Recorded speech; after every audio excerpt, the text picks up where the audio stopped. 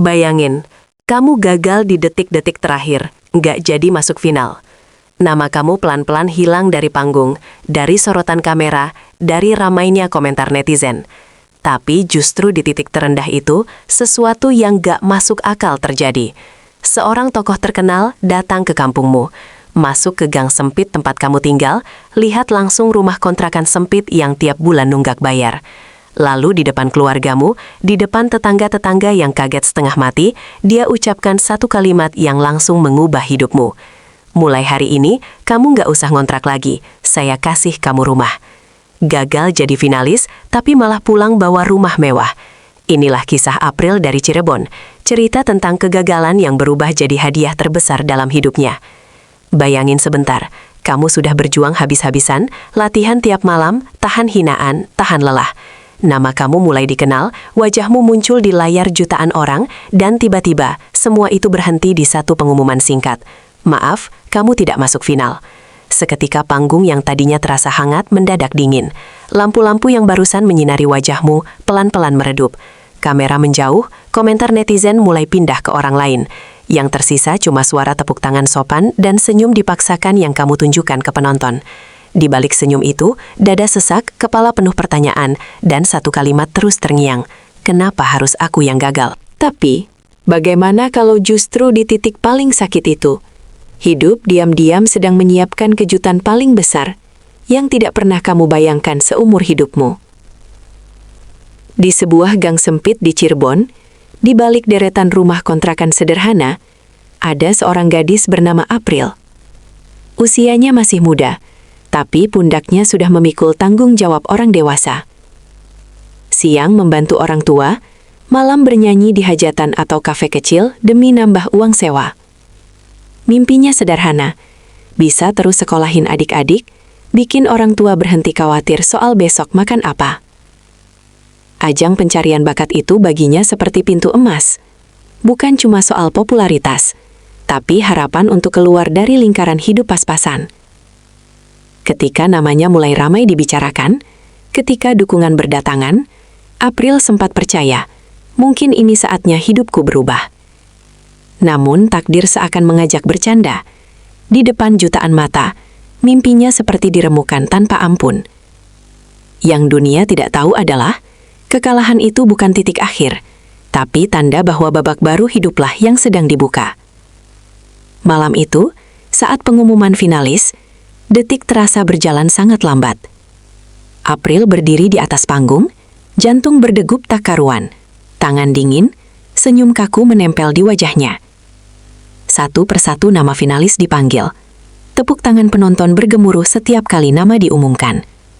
April menunggu, berharap, berdoa dalam hati. Lalu tiba-tiba, daftar nama berakhir, tanpa menyebut namanya. Musik penutup mengalun, kamera menyorot wajah-wajah bahagia para finalis.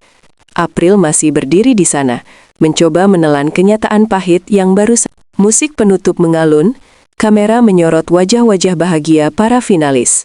April masih berdiri di sana, mencoba menelan kenyataan pahit yang baru saja disodorkan.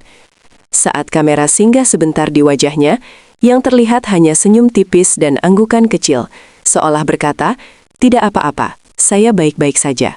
Padahal, di dalam dada, rasa kecewa itu menggema, tajam dan menusuk. Di balik panggung, begitu lampu mati, air mata yang tadi ditahan pun akhirnya jatuh tanpa bisa dibendung. Begitu turun panggung, April memeluk ibunya erat-erat, pelukan yang hangat tapi penuh getaran kegagalan. Sang ibu mengusap punggung putrinya pelan, bibirnya berbisik, "Kamu tetap juara di hati ibu." Kalimat itu indah, tapi tak cukup untuk menghapus rasa hancur di dalam hati April. Di sudut ruangan, para kru sibuk membereskan peralatan, para finalis sibuk diwawancara, sementara April dan ibunya berjalan pelan menuju pintu keluar. Di luar gedung, malam terasa lebih sunyi dari biasanya. Lampu-lampu kota berkelap-kelip, tapi di mata April semuanya buram. Di perjalanan pulang, ia memilih diam, memandangi jalanan dari balik jendela. Di kepalanya, satu pertanyaan berputar-putar. Apakah semua perjuanganku selama ini cuma sampai di sini? Yang tidak ia ketahui, justru dari momen pulang dengan tangan kosong itulah, cerita hidupnya mulai diperhatikan oleh seseorang yang kelak mengubah segalanya. Beberapa hari setelah kekalahan itu, media sosial diam-diam bekerja dengan caranya sendiri. Potongan video April yang tegar meski gagal masuk final menyebar kemana-mana. Warganet tersentuh melihat sosok gadis sederhana yang tetap tersenyum sambil memeluk ibunya, meski mimpinya baru saja runtuh. Dari ribuan pasang mata yang menonton video itu, ada satu sosok yang berhenti dan benar-benar memperhatikan, Kang Deddy Mulyadi. Seorang tokoh yang sudah dikenal sering turun langsung ke kampung-kampung, mendengarkan keluh kesah orang kecil, dan diam-diam membantu tanpa banyak gembar-gembor. Saat menyimak cerita April, sorot matanya berubah. Bukan hanya melihat seorang peserta yang kalah, tapi anak muda yang tidak pantas kembali ke rumah kontrakan sempit dengan hati seberat itu. Di sanalah ia mengambil keputusan penting. April harus ditemui. Bukan sebagai finalis yang gagal, tapi sebagai pejuang yang layak mendapatkan hadiah yang jauh lebih besar dari sekadar piala. Hari itu, gang sempit di Cirebon mendadak ramai. Warga saling berbisik, anak-anak berlarian. Beberapa orang dewasa mengintip dari balik jendela. Mobil yang tidak biasa masuk ke lingkungan mereka berhenti di depan rumah kontrakan yang catnya mulai mengelupas. Dari mobil itu, Kang Deddy turun dengan senyum khasnya. Tanpa jarak, tanpa protokoler berlebihan, ia menyapa satu persatu warga, menanyakan nama, pekerjaan, bahkan bercanda dengan anak-anak kecil. Lalu langkahnya berhenti di depan rumah April. Pintu sederhana itu terbuka, menampakkan ruang tamu sempit dengan kursi seadanya. April dan ibunya menyambut dengan canggung. Tak percaya, sosok yang biasa mereka lihat di layar kini berdiri tepat di depan mereka. Di dalam rumah, obrolan mengalir apa adanya. April bercerita soal perjuangannya bernyanyi dari panggung ke panggung, kadang dibayar kecil, kadang malah dibayar dengan makanan. Di sudut ruangan, ada panci, jemuran, dan kipas tua. Saksi bisu betapa kerasnya hidup yang mereka jalani. Di tengah obrolan sederhana itu, suasana mendadak hening ketika Kang Deddy menatap sekeliling rumah. Ia melihat dinding yang mulai retak, atap yang bocor, dan ruang sempit yang harus dibagi untuk tidur, makan, dan bercengkrama. Lalu pandangannya kembali ke April dan ibunya. Dengan suara tenang tapi tegas, ia berkata, "Saya datang ke sini bukan untuk membahas soal kamu gagal atau tidak di kompetisi. Di mata saya, kamu sudah berhasil membuktikan kalau kamu anak yang berjuang untuk keluarga." April menunduk, matanya mulai berkaca-kaca. Sang ibu menahan napas, menunggu kalimat berikutnya. Dan di sanalah satu kalimat yang mengubah hidup itu terucap. "Mulai hari ini, kamu nggak usah mikirin kontrak lagi. Saya akan kasih kamu dan keluarga rumah." Seketika, isi ruangan seperti berhenti bergerak. April menutup mulutnya, tak percaya pada apa yang baru didengarnya. Sang ibu spontan menangis, memeluk putrinya erat-erat. Di luar, tetangga-tetangga yang ikut menyimak dari depan pintu ikut berseru pelan, takjub, seolah baru menyaksikan keajaiban terjadi di depan mata. Janji itu bukan sekadar kata-kata manis yang menguap bersama waktu. Beberapa hari kemudian, di sebuah kawasan perumahan di Cirebon, truk pengangkut bahan bangunan mulai berdatangan. Batu bata disusun, semen dituang, rangka atap didirikan. Para pekerja bekerja dari pagi sampai sore, sementara kamera mendokumentasikan setiap prosesnya. Warganet yang mengikuti perkembangan kisah April dibuat terharu melihat bagaimana kegagalan di panggung berubah jadi rumah yang perlahan berdiri kokoh. Desain rumah itu bukan sekadar tempat berteduh. Ada 2 kamar yang cukup untuk keluarga, ruang tamu yang layak menerima tamu, dapur yang bersih, dan teras kecil di depan. Tempat April kelak bisa duduk santai sambil mengingat hari ketika hidupnya berbelok arah. Saat dinding mulai diplester dan cat mulai dioleskan, komentar dukungan di media sosial mengalir deras. Doa, ucapan selamat, dan harapan agar April tak lagi mengenal kata nunggak sewa kontrakan seumur hidupnya. Hari ketika kunci rumah itu akhirnya diserahkan, April berdiri di depan bangunan yang dulu hanya ada di mimpinya.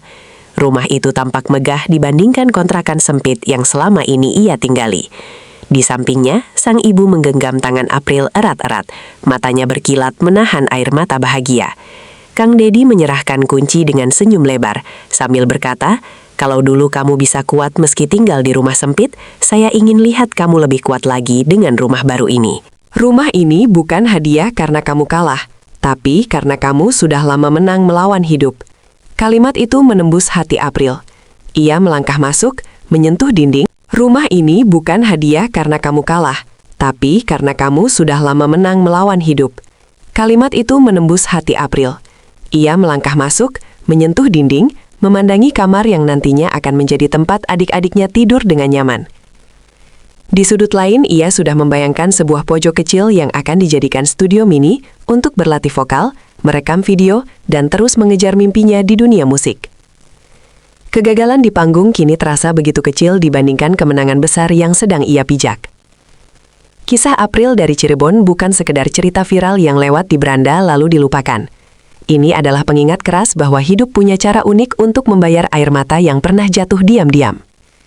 Ia gagal masuk final di sebuah ajang besar, tapi justru mendapatkan sesuatu yang jauh lebih berharga dari sekedar gelar juara. Rasa aman, atap yang layak, dan masa depan baru untuk keluarganya. Di balik semua itu, ada sosok dermawan yang memilih melihat lebih jauh dari sekedar hasil kompetisi, melihat hati, kerja keras, dan pengorbanan seorang anak untuk orang tuanya. Untuk kamu yang menonton kisah ini, mungkin sekarang lagi merasa gagal, ditolak, atau diremehkan. Ingatlah, kadang Tuhan menutup satu panggung hanya untuk membuka pintu rumah yang lebih besar, lebih hangat, dan lebih pantas untukmu. Jangan berhenti berjuang karena siapa tahu, di balik kegagalan hari ini, ada rumah mewah versi hidupmu yang sedang disiapkan diam-diam.